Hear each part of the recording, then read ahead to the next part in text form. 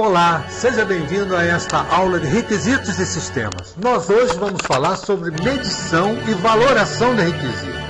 Vamos estudar de como medir as funcionalidades do software, identificar formas de medir e saber sobre uma importante medida chamada ponto-função. Engenharia de requisitos é um processo estruturado, organizado, que tem dois subprocessos para tratar requisitos. O desenvolvimento de requisitos, cujo objetivo é obter os requisitos, e a gerência de requisitos, cujo objetivo é controlar as mudanças nesses requisitos. Na tela você está vendo algumas métricas para tratar requisitos. Existem métricas que eu posso fazer a medição direta no fenômeno, são chamadas métricas de medida direta. E métricas que eu não consigo medir no fenômeno, são chamadas métricas de medidas indiretas.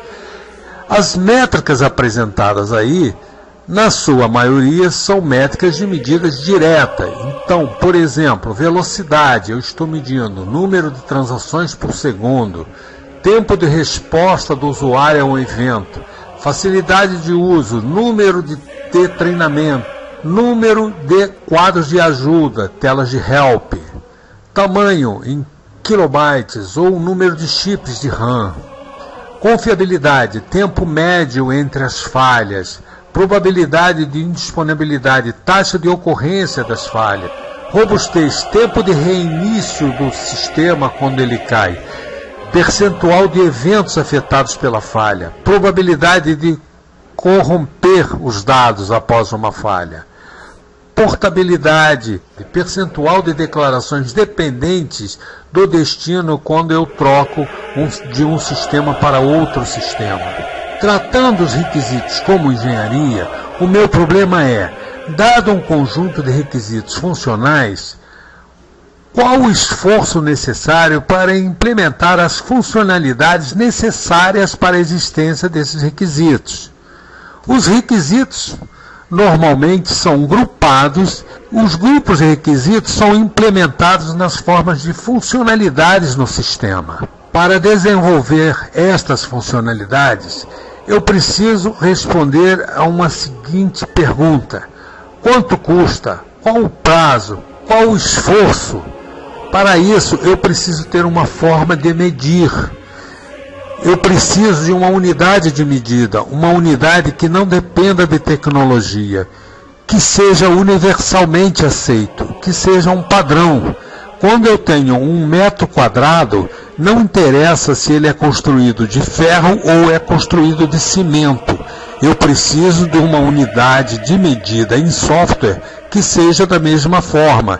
Não varie se o sistema foi feito em Java ou se o sistema foi feito em PHP. Eu preciso de uma unidade que seja aceita pela comunidade de desenvolvedores. Ela precisa ser uma medida padrão entre as empresas. Na década de 70 era comum trabalharmos com linha de código, com calloc. Mas o calloc hoje não é uma medida boa, porque ele não privilegia a boa programação. Nós hoje temos linguagens que são muito eficientes. A apenas um comando eu tenho várias funções.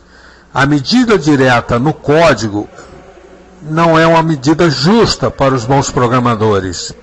Além disso, o sistema precisa estar pronto para medir. Eu preciso de uma medida que eu possa estimar, que eu possa medir, que eu possa trabalhar antes de produzir o sistema.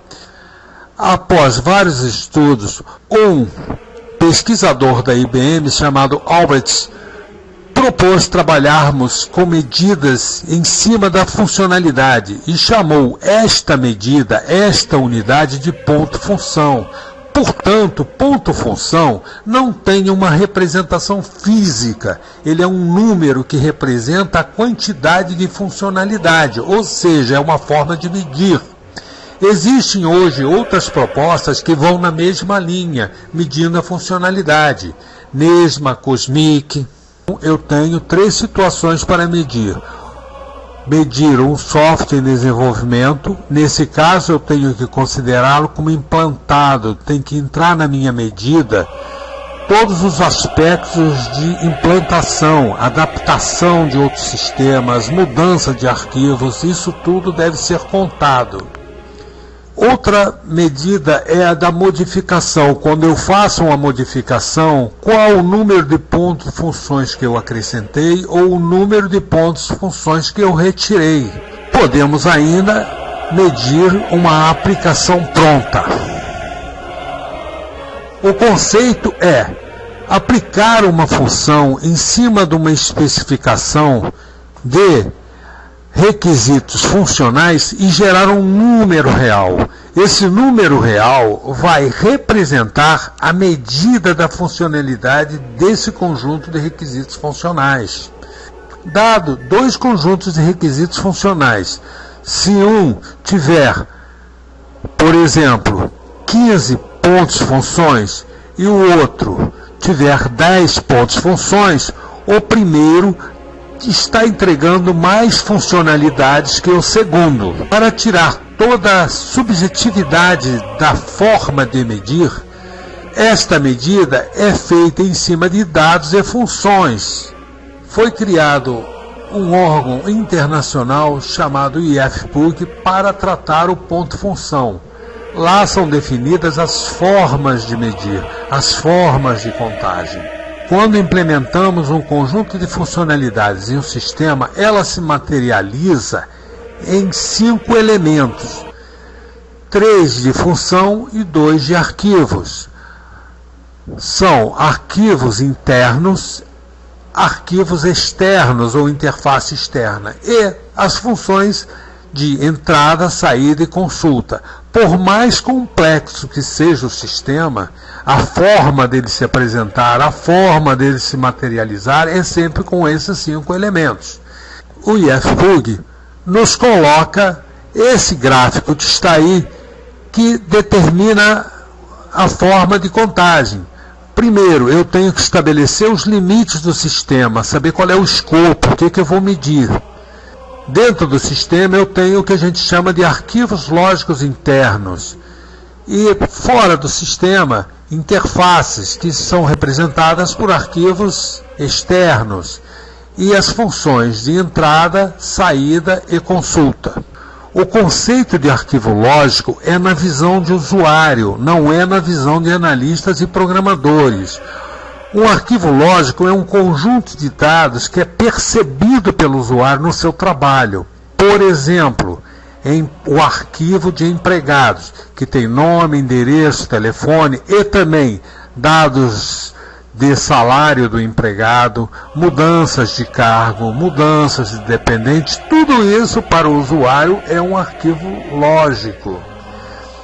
Dentro do arquivo lógico, eu posso verificar grupos de dados. Esses grupos de dados são dados correlacionados a respeito de um mesmo assunto, de uma mesma coisa. É o que os analistas de sistemas e programadores chamam de entidades para projetos de banco de dados. Baseado no grupo de dados e nos itens de dados que existe dentro do arquivo lógico na visão do usuário, eu posso classificar este arquivo em simples, médio e alto. O IFPUG disponibiliza essa tabela, que é a referência de classificação dos arquivos lógicos internos e externos. Se eu tenho um grupo lógico de dados e menos de 20 itens de dados, eu vou classificar o arquivo como baixo. Se eu tenho mais de 5 grupos lógicos de dados e entre 20 e 50 itens de dados, eu já classifico como alto. Trabalhar com grupos lógicos de dados e itens de dados tira toda a subjetividade da contagem. Para trabalhar as funções, temos um conceito de processamento unitário. Olhando o processamento unitário, eu posso classificar as funções de entrada, saída e consulta. Se eu tenho uma entrada, quando eu tenho uma função que tenha um processamento que faça alguma alteração num dos arquivos Uma saída se o processamento também fizer alguma modificação ou criar algum dado novo, tipo somatório, na saída dos dados. E uma consulta se nada disso acontecer. Se o processamento unitário não trocar dados, é o que a gente classifica como consulta. Para tirar a subjetividade, o IFPUG coloca que isso deve ser feito considerando os arquivos que são usados no processamento unitário. São o que nós chamamos de arquivos referenciados. Então eu vou fazer a classificação para simples, médio e alto, olhando o número de arquivos que foram usados naquele processamento e o número de itens de dados. O IFPUG também disponibiliza essa tabela para nós classificarmos as funções em baixa, média e alta. Se eu tenho uma entrada que tenho entre 2 e 3 arquivos referenciados e entre 0 e 15 itens de dados, eu tenho uma entrada de nível médio. A mesma coisa eu vou fazer para as consultas e para as saídas. Desta forma, todas as funções são classificadas em baixa, média e alta. Depois dessa classificação da complexidade, eu vou verificar a tabela de pontuação em ponto-função. Então, todos os arquivos internos simples valem 7 pontos-funções. Se eles forem complexos, vale 15 pontos-funções. Então, é muito simples, a partir da medida, fazer essa classificação. Como então eu determino o número de pontos-funções para implementar uma funcionalidade? Simples, eu verifico todas as telas, todos os relatórios, todos os arquivos internos, externos, interfaces e faço a contagem, verifico a complexidade e verifico o número de pontos-funções. Faço o somatório e tenho o tamanho em pontos-funções. Isto mede a quantidade de funcionalidades que serão entregues para o usuário. Os requisitos não funcionais também são tratados pelo IFPUG. Muitas empresas não consideram os requisitos não funcionais. Os requisitos não funcionais são pontuados com notas de 1 a 5, segundo alguns critérios definidos no manual do IFPUG. São 14 características físicas do software: formas de entrada, distribuição de entrada de dados, conhecimento do sistema operacional, entre outras. Mas para fazer isso, precisamos, no manual do IFPUG, do apoio de técnicos especializados e determinamos um índice para essas características. Muitas empresas colocam já valores fixos de acordo com os perfis de software que eles atendem. Isto não é uma coisa que é calculado toda hora.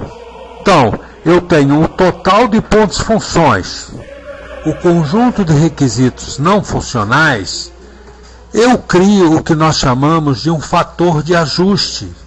Esse fator de ajuste é um multiplicador que é aplicado em cima do total de pontos-funções. Esse ajuste é da ordem de 35% para mais ou para menos. Aplicando-se o fator de ajuste, nós vamos ter o número de pontos-funções ajustados, que leva em consideração os requisitos funcionais e não funcionais. Quando eu tenho um caso de uso, verificando na sua descrição, eu tenho storyboards de telas, layouts de relatórios, então eu posso fazer a contagem a partir dessa identificação. Aqui, por exemplo, o gerente funcionário altera os dados de um campo selecionado que é de produto, então eu tenho um arquivo interno de produto. Eu posso ter um arquivo interno para verificar se o cara é gerente funcionário. Assim sucessivamente, eu faço um exercício de identificar essas coisas. Quanto mais preciso for a especificação, menos erro nós teremos. Mais perto do valor em pontos-função nós vamos chegar. Uma outra coisa importante é lembrar das telas. Incluir, alterar e deletar são entradas. Consultas são consultas, relatórios de saída, cada relatório, cada forma formatada é uma saída e isso deve ser contado. Assim eu posso fazer uma estimativa de esforço antes de escrever uma linha de código.